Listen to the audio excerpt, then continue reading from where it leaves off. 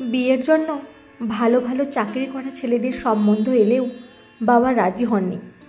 বাবার যে মনে মনে অন্য ইচ্ছা ছিল সেটা জানতে পারলাম যখন মা বাবাকে জিজ্ঞাসা করলেন, তোমার আদরের মেয়ে বলে কি তাকে বিয়ে না দিয়ে ঘরেতে রেখে দেবে বলে ঠিক করেছো? এত ভালো ভালো সম্বন্ধগুলোকে কেন না করে দিচ্ছ? আমার মেয়ের জন্য বড় চাকরি করা ছেলের থেকেও বড় মনের আর যথেষ্ট ধৈর্য আছে এমন ছেলের দরকার বলে বাবা বলেছিলেন। তুমি তো তোমার মেয়েকে চেনো, সামান্য ছোটোখাটো ব্যাপারে তার মাথা গরম হয়ে যায়, ধৈর্য বলে তার কিছুই নেই। মাঝে মাঝে ভেবে পাই না, যার এত মাথা গরম আর অল্পেতেই অধৈর্য হয়ে পড়ে সে ব্যাংকে চাকরিটা করে কি করে। মা সাথে সাথে বাবার ঘাড়ে দোষ চাপিয়ে দিয়ে বলে দিয়েছিলেন, তোমার জন্যই তো হয়েছে, একটা সন্তান বলে তাকে শাসন করা যাবে না। যখনই বকেছি বা মেরেছি তুমি রাগ করতে, সে কোনো জেদ করলে সাথে সাথে তুমি তার সেই জেদ পূরণ করতে। এখন এ কথা বললে হবে কেন? ওর ওই বদ স্বভাবের জন্য দায়িত্ব তুমি। তোমার অতিরিক্ত পিতৃস্নেহ ওকে জেদি আর ধৈর্যহীন করেছে। মায়ের করা অভিযোগগুলি বাবা নির্দ্বিধায় মেনে নিয়ে বললেন, সেই জন্যই তো এমন ছেলে দেখে মেয়ের বিয়ে দিতে হবে যে যথেষ্ট শান্ত এবং ধৈর্যের অধিকারী। তুমি এমন ছেলে পাবে কোথায়? বলে মা বললেন, আজকালকার দিনে ছেলে বলো কিংবা মেয়ে সবাই ব্যস্ত, সবার এক্ষুনি চাই, ধৈর্য ধরার মতো সময় কারও নেই। বলে একটু থেমে মা আবার বললেন, ঠিক আছে, আমি ধরে নিলাম, যদিও বা তুমি পাও, বুঝবে কি করে সেই ছেলে যথেষ্ট ধৈর্যবান? বাবা কয়েক সেকেন্ড চুপ করে থেকে বললেন, আমার অফিসে বছর আড়াই হলো একটা নতুন ছেলে অ্যাপয়েন্টমেন্ট নিয়েছে। তার নাম অয়ন, অ্যাকাউন্ট সেকশানে কাজ করে। দেখতে শুনতে যে খুব একটা খারাপ তাও নয়, চেহারাও ভালো। লক্ষ্য করে দেখেছি ছেলেটা অল্প কথা বলে, কাজের প্রতি যথেষ্ট সৎ, আর যে গুণটা আজকাল প্রায় হারিয়ে যেতে বসেছে মানুষের চরিত্র থেকে, সেটা হলো ধৈর্য আর শেখার ইচ্ছে। মা তখন বাবাকে থামিয়ে বললেন, তুমি কি অফিসের সেই অয়নের সঙ্গে সুচির বিয়ের কথা চিন্তা করছো? বাবা হ্যাঁ বলে বললেন, তুমি একদিন অয়নকে দেখো, তার সাথে কথা বলো, আমার ধারণা তোমারও পছন্দ হবে। মা বললেন, তুমি যেটা বলছো সেটা তো তোমার দেখা ওই অফিসের 6-7 ঘন্টা, বাকি সময়টা সে কী করে, কোথায় কাটায়, সেটাও তো তোমার জানা দরকার।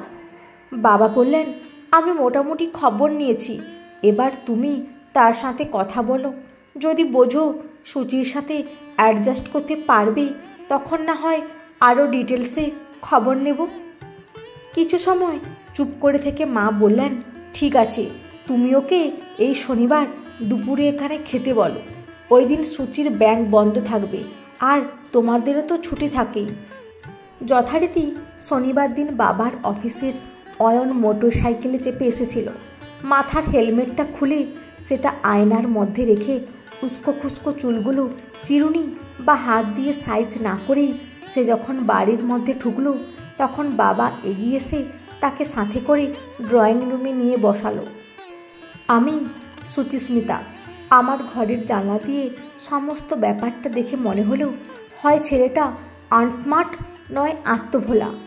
আমি ভেবে পেলাম না এত নামি দামি পাত্রদের বাদ দিয়ে বাবার এরকম একটা ছেলেকে পছন্দের কারণ কি হতে পারে। শরবতের গ্লাসটা ট্রের ওপর বসে যখন আমি ড্রয়িং রুমে ঢুকলাম, ততক্ষণে কথায় কথায় মা এটাও জেনে নিয়েছিলেন অয়নের বাবা মা ভাই বোন কেউ নেই, সে সম্পূর্ণ একা একটা ভাড়া বাড়িতে থাকে। পরে মা যখন জিজ্ঞাসা করেছিলেন, তাহলে তুমি অফিস থেকে বেরিয়ে কি করো, ছেলেটার জবাব শুনে আমি নিজেই অবাক হয়ে গিয়েছিলাম। এখনকার দিনে কোনো ইয়ং ছেলেই নিজের গাঁটের পয়সা খরচ করে অনাথ আশ্রম চালায়। অয়নের উত্তর ছিল, তারা 4 বন্ধু মিলে 18 জন বাচ্চা ছেলেমেয়ের একটা অনাথ আশ্রম চালায়। সকালে একজন গিয়ে বেলা পর্যন্ত থেকেই ছেলে মেয়েগুলোর দেখাশোনা করে, সেই সঙ্গে তাদের পড়ায়। আর অয়ন অফিস থেকে ফিরে ছেলে মেয়েগুলোকে দেখে, তাদের পড়িয়ে বাসায় ফেরে রাত 9টার পর। বাকি সময়টা দেখাশুনো রান্নাবান্না করার জন্য একজন দিদি আছেন, যার নাকি কেউ নেই। বাবা যখন বললেন 1টা বেজে গেছে, আমাদের খেতে দাও, তখন মোটামুটি মার যেটা জানার দরকার ছিল সেটা তার জানা হয়ে গেছে। আমাকে মা বললেন, অয়ন আর তোর বাবাকে খেতে দে। মার এই কথার মধ্যেই পরিষ্কার ইঙ্গিত ছিল অয়নকে তার পছন্দ হয়েছে। পরিবেশন করার সময় আমি অয়নকে কাছ থেকে দেখে যেটা বুঝলাম, সুঠাম চেহারা হলেও খুব যে সুন্দর দেখতে সেটা বলা যাবে না, তবে আপাত দৃষ্টিতে সুন্দর বলা যেতেই পারে। বাবা বলেছিলেন ছেলেটা কম কথা বলে, সেটা একেবারেই ঠিক, কিন্তু এতটা যে সে ভদ্র না, ভদ্রতার ভান করছে সেটা বুঝতে পারছি না, কারণ আমার দিকে চোখ তুলে একবারও তাকায়নি। আর তাতেই আমার মাথা অলরেডি গরম হয়ে গেছে। আমি তার দৃষ্টি আকর্ষণ করার চেষ্টা করেছি, সে আমার দিকে না তাকিয়ে হাত দুটো উল্টো করে প্লেটের দিকে তাকিয়ে বলছে, না না, আর দেবেন না প্লিজ, আমি খেতে পারবো না। মা যখন বললেন চিংড়ি মাছের মালাইকারিটা সুচি রান্না করেছে, আর অন্তত একটা নাও, তখন সে মায়ের দিকে তাকিয়ে ছোট্ট একটু হেসে বলতে পেরেছে, 2টো খেয়েছি, আর নয়। সাধারণত কেউ আমাকে উপেক্ষা করলে আমার মাথা গরম হয়ে যায়, আর সেটাই হয়েছে এই ছেলেটার ক্ষেত্রেও। তাই আমি ঠিক করেছি আগামীকাল রবিবার বাবাকে বলে অয়নকে ডাকিয়ে ওর ওই অনাথ আশ্রমের ব্যাপারটা সত্যি কিনা আমি দেখতে চাই। বেলা 10:30টার দিকে অয়ন মোটর সাইকেলটা নিয়ে এসে দাঁড়াতেই মনে হয়েছিল ওর মোটর সাইকেলের পেছনে বসে আমায় যেতে হবে। মনে মনে হাসলাম এই ভেবে, যতটা আনস্মার্ট ভেবেছিলাম তার থেকেও বেশি স্মার্ট। মোটর সাইকেলের পেছনে বসলে শরীরের টাচ হতেই পারে, সেটা সে যে ইচ্ছে করে করেছে সেটা বলাও যাবে না। একটু ভয়ও করতে লাগলো, কারণ এর আগে কখনো মোটর সাইকেলের পিছনে উঠিনি। পড়ে টড়ে যাব না তো? বাবা অয়নকে ভিতরে আসতে বললেন। সে বলল, না স্যার, আমি এখানে ঠিক আছি। শাড়িটা পাল্টিয়ে চুড়িদার পরে বেরিয়ে আসার আগেই একটা টোটো গাড়ি সামনে এসে দাঁড়ালো। মনে মনে ভাবছি মোটর সাইকেল থাকতে আবার টোটো কেন, কিন্তু সামনে বাবা দাঁড়িয়েছিলেন বলে চুপচাপ টোটোতে গিয়ে বসলাম। টোটোটা চলতে শুরু করলো। রাগ হচ্ছিল অয়নের ওপর। তাকে যেটা ভেবেছিলাম সেটা ভুল প্রমাণ করার জন্য নিজের ওপরেও রাগ হচ্ছিল। সাত তাড়াতাড়ি শাড়িটা ছেড়ে কেন চুড়িদার পরতে গেলাম। মিনিট পরেরও টোটোটা চলার পর একটা গলির মধ্যে ঢুকতেই মনে হলো অয়নকে তো এগিয়ে যেতে দেখিনি, টোটো ভুল রাস্তায় নিয়ে যাচ্ছে না তো। মাথাটা বার করে পিছনে তাকিয়ে একটু দূরে হলেও অয়নকে আসতে দেখে স্বস্তি হলো। পাঁচিল দিয়ে ঘেরা টালির চালের 4টে ঘর নিয়ে কিশলয় অনাথ আশ্রমের নাম। গেটের সামনে সাইনবোর্ডে লেখা। ভেতরে ঢোকার আগেই অয়নের 3 বন্ধু এগিয়ে এসে নমস্কার করে বলল, কিশলয়ের তরফ থেকে আপনাকে অনেক অনেক ধন্যবাদ এখানে আসার জন্য। আমি অবাক হলাম, এই 3 জনের মধ্যে যথেষ্ট সুন্দরী হওয়া সত্ত্বেও অহংকারবিহীন সাজগোজ ছাড়া অতি সাধারণ একটা চুড়িদার পরে আমারই বয়সী একটি মেয়েকে দেখে। অয়ন এসে আলাপ করিয়ে দিল তার বন্ধুদের সাথে, এক এক করে শঙ্কর, দীপক আর মালিনী।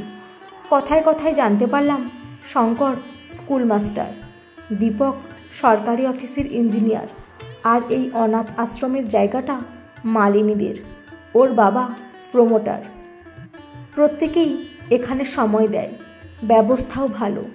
মধ্যবয়সী কেয়ারটেকার কাম দিদি পারুল দিদির সাথে আলাপ হওয়ার পর বুঝতে পারলাম মূলত ইনি এখানকার এই বাচ্চাগুলোর আসল গার্জিয়ান, যিনি এই বাচ্চাগুলোকে নিজের সন্তানের মতো দেখাশোনা করেন।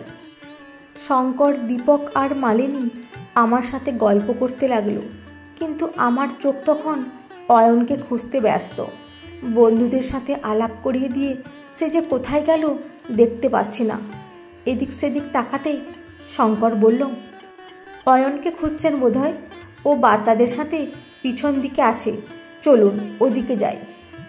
পায়ে পায়ে এগিয়ে গিয়ে দেখি বেশ কিছুটা মাটি কোপানো জায়গায় অয়ন বাচ্চাগুলোকে নিয়ে বেগুন চারা, লঙ্কার চারা আর কুমড়োর দানা বসাচ্ছে। পাশে কিছুটা জায়গা মাচা বাঁধা আছে, যেখানে ছোট ছোট শশা ঝুলছে। আমি পিছন থেকে গাছের চারা বসানোর ব্যস্ত অয়নকে দেখছি আর ভাবছি, এ কেমন ছেলে! সুযোগ থাকা সত্ত্বেও মোটর সাইকেলের পেছনে না বসিয়ে টোটোতে করে নিয়ে এলো। এখানে আসার পর বন্ধুদের সাথে পরিচয় করিয়ে দিয়ে আমার পাশে পাশে না ঘুরে আশ্রমের ছেলেগুলোকে নিয়ে গাছের চারা বসানোর কাজে ব্যস্ত। কথা কম বলে সেটা তো শুনেছিলাম, কিন্তু বাবার পছন্দের এই ছেলে তো দেখছি নিজেকে কেমন যেন গুটিয়ে রাখে।